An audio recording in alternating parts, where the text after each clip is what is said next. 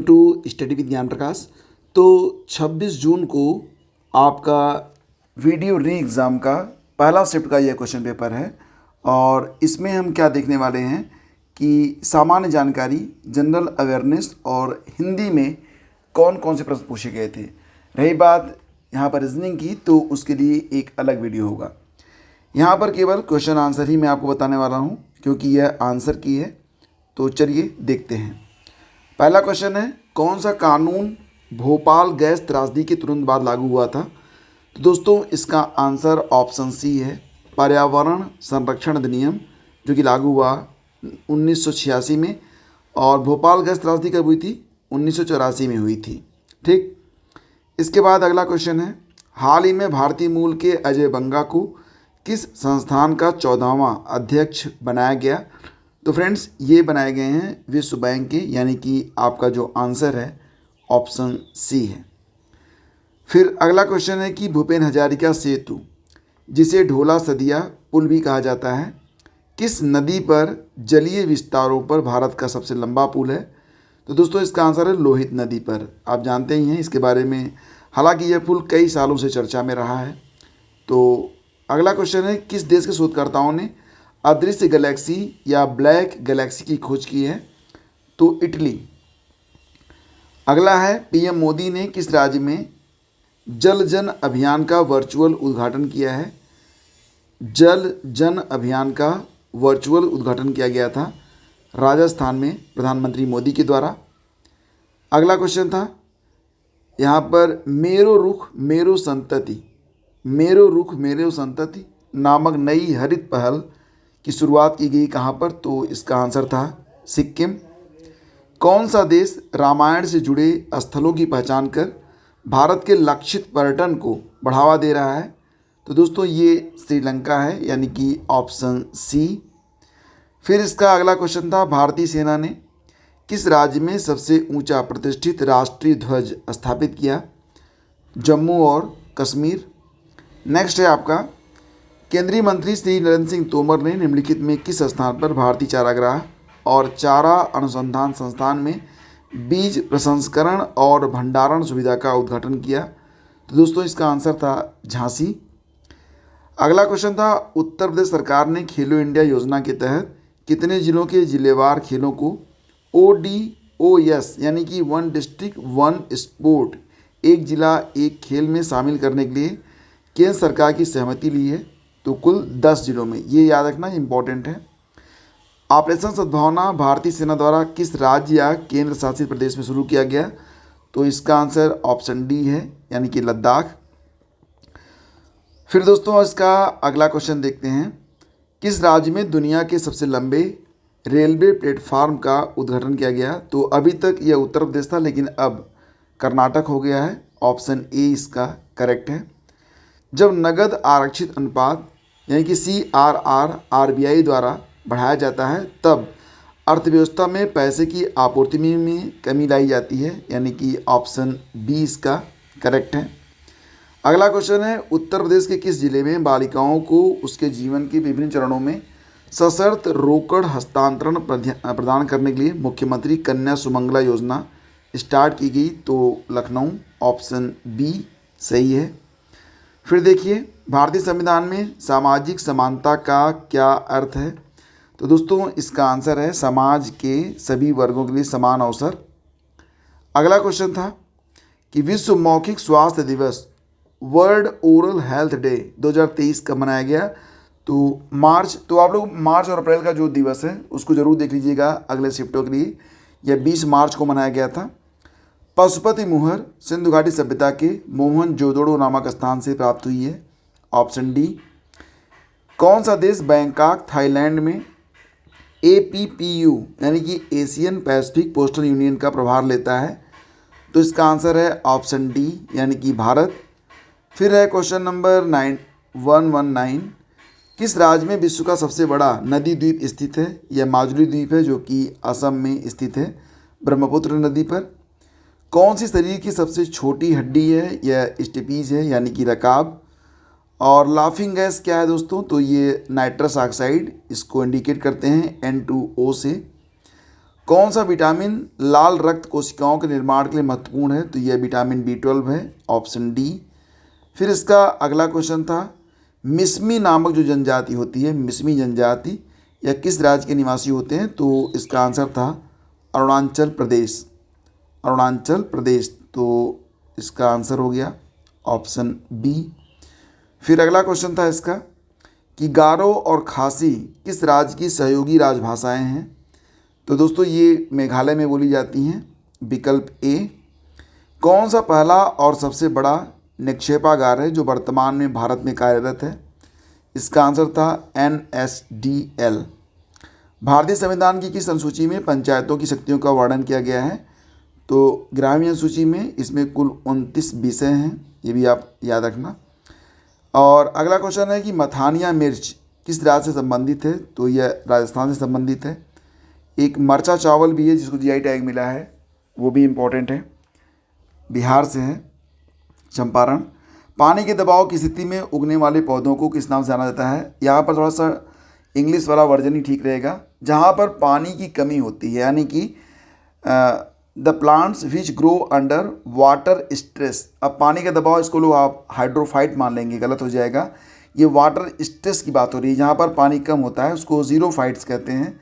ज़ीरोफाइट्स मतलब XEROPHYTES। तो इसका आंसर ऑप्शन डी होगा।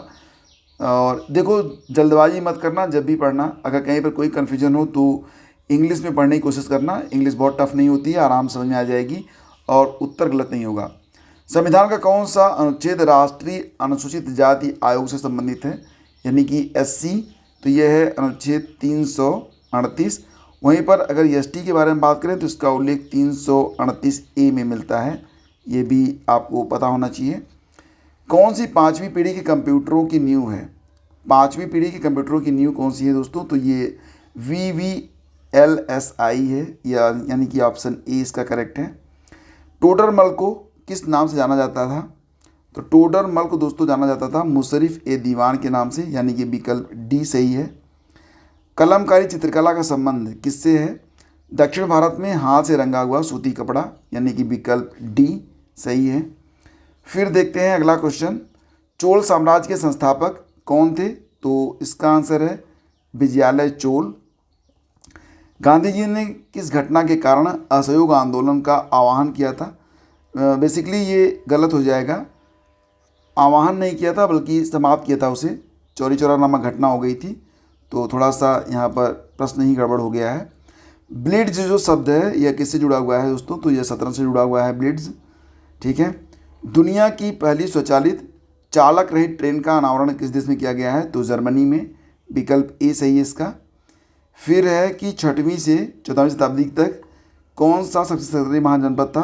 तो प्रश्न है कि 6वीं से 14वीं शताब्दी तक कौन सा सबसे शक्तिशाली महाजनपद था? तो यह मगध था, ऑप्शन बी इसका करेक्ट है।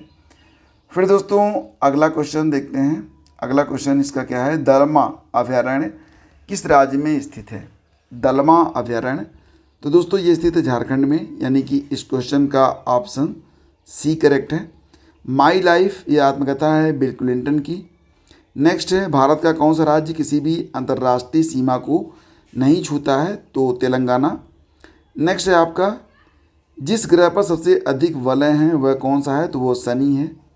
नेक्स्ट, शोषण के विरुद्ध अधिकार में कौन सा निषेध शामिल नहीं है? तो अस्पृश्यता का निषेध, यह शोषण के विरुद्ध अधिकार में शामिल नहीं है। और फिर ये है कि विश्व भारती विश्वविद्यालय की स्थापना किस भारतीय व्यक्तित्व ने की थी? आंसर इसका होगा रविंद्रनाथ टैगोर ने। कौन सा देश उत्तरी अटलांटिक संधि संगठन नाटो का 31वां सदस्य बना है? तो दोस्तों ये बना है फिनलैंड। अभी हाल ही में नाटो ने वहाँ पर एक युद्धाभ्यास भी किया है। भारत द्वारा स्वाति नामक एक मोबाइल आर्टिलरी लोकेटिंग चरणबद्ध सरणी रडार प्रणाली विकसित की गई है। उस रडार का विशिष्ट प्रकार क्या है? तो दोस्तों ये है हथियार का पता लगाने वाला रडार है ये। होला मोहल्ला एक त्यौहार जो योद्धाओं, बहादुरी, जीत, गौरव और निडरता के बारे में है, किस भारतीय राज्य में मनाया जाता है? होला मोहल्ला, तो दोस्तों यह पंजाब में मनाया जाता है। फिर आपका अगला क्वेश्चन है यहाँ पर कि भारत के सर्वोच्च न्यायालय ने युगल को संविधान के किस अनुच्छेद के तहत विवाह के असुधार विच्छेद के आधार पर तलाक का अधिकार दिया है? तो अनुच्छेद 142 से। ये थोड़ा सा इम्पॉर्टेंट है क्योंकि विवाह के असुधार विच्छेद, ठीक है। The supreme court of India has granted couples the right to divorce on the grounds of क्या लिखा हुआ है, irretrievable breakdown of marriage under which article of the constitution, तो दैट इज आर्टिकल 142 फर्स्ट, ठीक है। नेक्स्ट, केंद्रीय गृह मंत्री अमित शाह ने किस क्षेत्र में उल्लेखनीय कार्य के लिए अप्पा साहेब धर्माधिकारी को महाराष्ट्र भूषण पुरस्कार प्रदान किया है? तो सामाजिक कार्य के लिए। और ये बारालाचाला दर्रा किन दो राज्यों केंद्र शासित प्रदेशों को जोड़ता है? तो दोस्तों ये हिमाचल प्रदेश और लद्दाख। नेक्स्ट है आपका कि कौन सी चट्टान अत्यधिक ताप या दाब द्वारा रूपों में परिवर्तन दर्शाती है? तो ये होती है कायांतरित चट्टान यानी कि मेटामॉर्फिक रॉक। तो ऑप्शन बी इसका करेक्ट था। तो दोस्तों ये 150 प्रश्न थे जो कि जीएस से थे। बाकी जो हिंदी के प्रश्न हैं आइए उसको भी चेक कर लेते हैं। तो दोस्तों हिंदी के प्रश्न हैं कि विद्यालय की शोभा वही बढ़ा सकता है जो अनुशासन में रहे, यह किस वाक्य का उदाहरण है? तो फ्रेंड्स ये जो है मिश्र वाक्य है। इसमें क्या है कि जो अनुशासन में रहे, ठीक है, तो जो जोड़ रहा है इसको, तो यह मिश्र वाक्य बन जाएगा। श्रुति सम भिन्नार्थक शब्दयुग में लक्ष्य और लक्ष्य का उचित अर्थ क्या है? तो दोस्तों इसका जो उचित अर्थ है वो है ऑप्शन ए, उद्देश्य मतलब लाख और गिनती, ठीक है। तो ये इसका आंसर था। फिर अगला क्वेश्चन है आपका कि किस विकल्प में शब्दयुग्म का अर्थभेद सही नहीं है? अर्थभेद सही नहीं है तो फ्रेंड्स ये यहाँ पर है अभिराम और अभिराम वाला, यानी कि विकल्प ए इसका करेक्ट है, ये सही नहीं है। कौन सा वाक्य संयुक्त वाक्य का उदाहरण है? तो संयुक्त वाक्य जैसा कि आप जानते हैं, और जैसे कि यहाँ पर अगर हम बात करें तो शाम हुई और गाय घर लौट आई, तो ये संयुक्त वाक्य होगा। थोड़ा सा पढ़ लेंगे तो संयुक्त वाक्य बिल्कुल क्लियर हो जाएगा। बा तजुर्बा शब्द में कौन सा उपसर्ग है? तो ऑप्शन डी सही है इसका।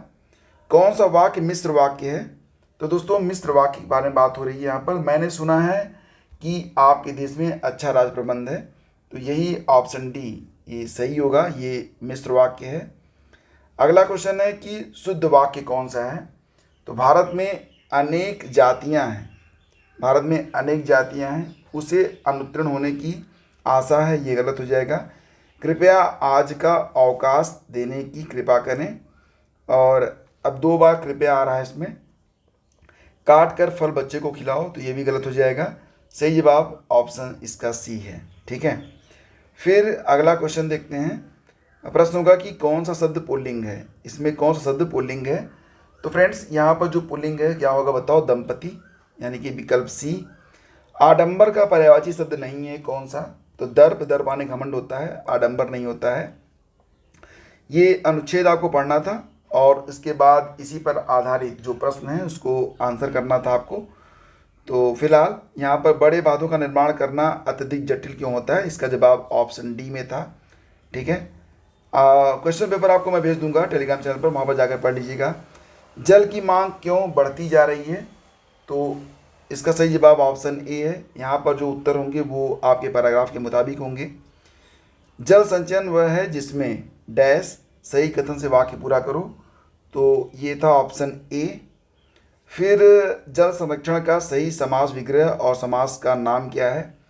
जल संरक्षण का सही समास विग्रह और समास का नाम, तो जल का संरक्षण ये हो जाएगा, और ये हो जाएगा तत्पुरुष समास, यानी कि विकल्प ए सही है आपका। बांध का निर्माण डैश किया जा सकता है, तो दोस्तों यहाँ पर बात हो रही बांध का निर्माण, तो कंक्रीट, चट्टान, लकड़ी अथवा मिट्टी से भी, ऑप्शन सी सही है।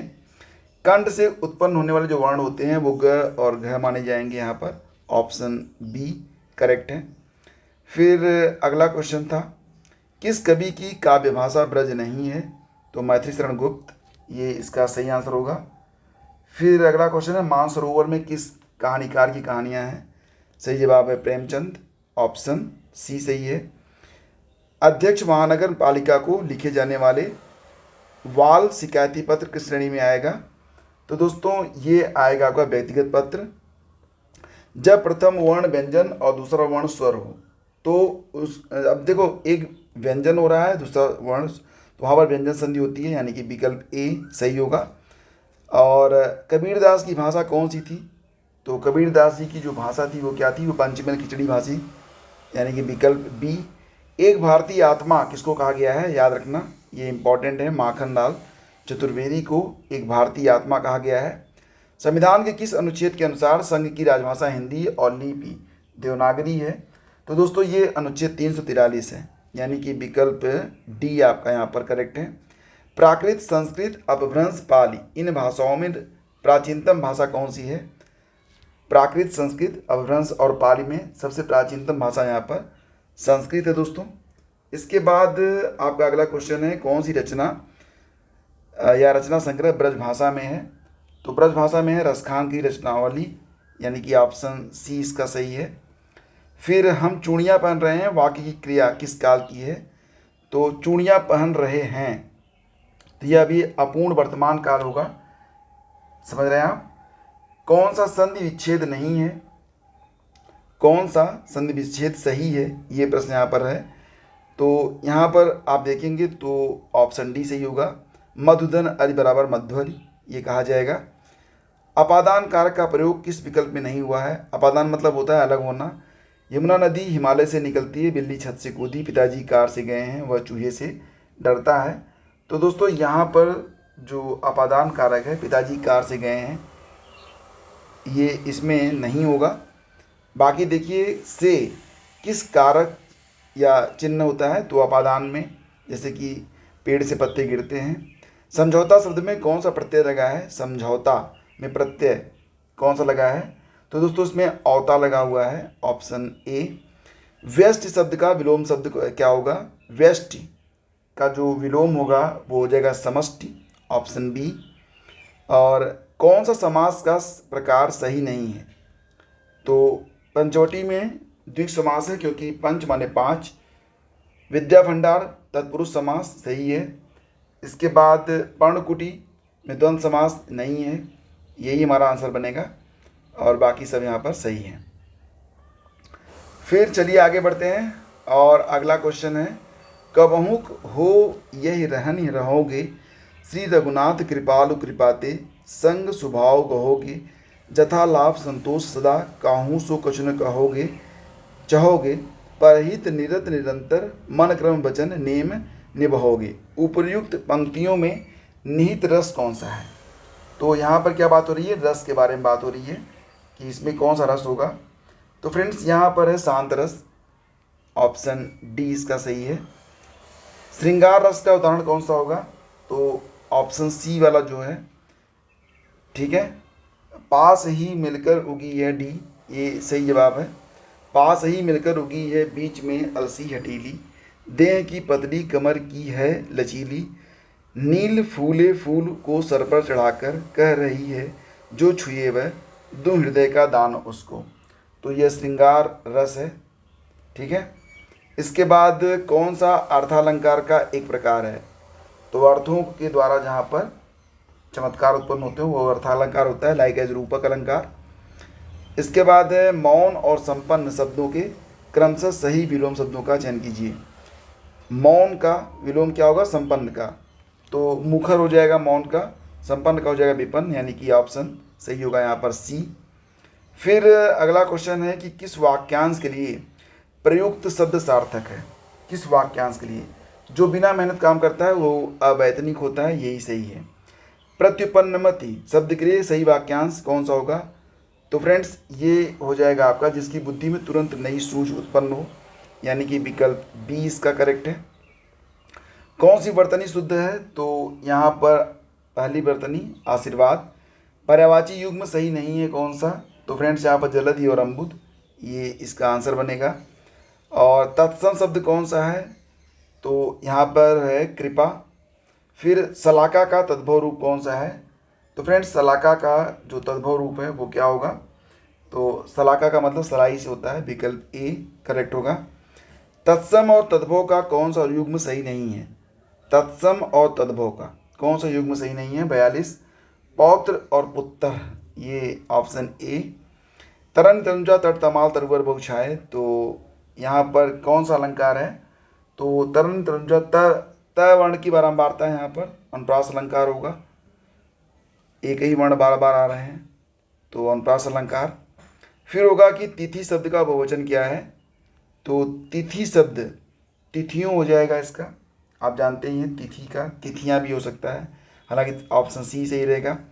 घर का भेदी लंका ढहाए कहावत के कौन सा है? तो आपसी फूट से सर्वनाश होता है, यही इसका भावार्थ बनेगा।